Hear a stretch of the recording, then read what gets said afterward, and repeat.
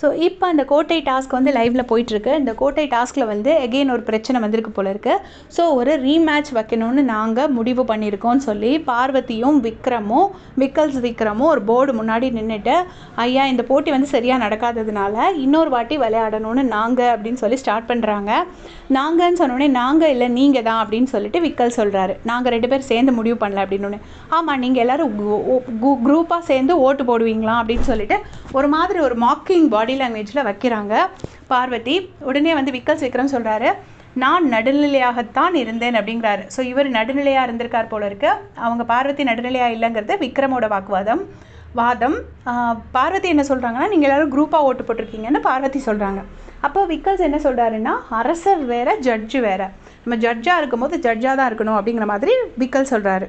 உடனே இதை அவர் சொல்லும்போது பார்வதி வந்து ஒரு மாதிரி மாக்கிங் மெக்கானிசம், ஒரு மாக்கிங் பாடி லாங்குவேஜ்லாம் வைக்கிறாங்க. முன்னாடி பார்த்து வாந்தி எடுக்கிறாங்க, சைடு பார்த்து வாந்தி எடுக்கிறாங்க, இப்படிலாம் பண்ணுறாங்க.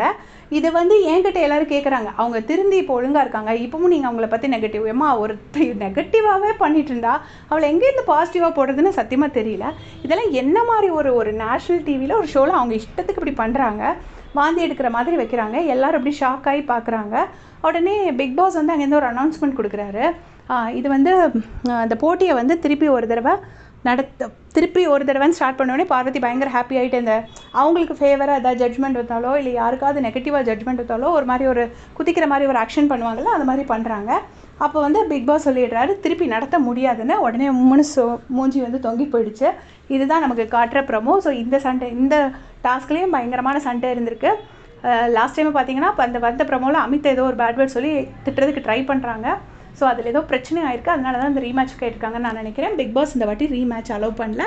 தேங்க்ஸ் ஃபார் வாட்சிங்.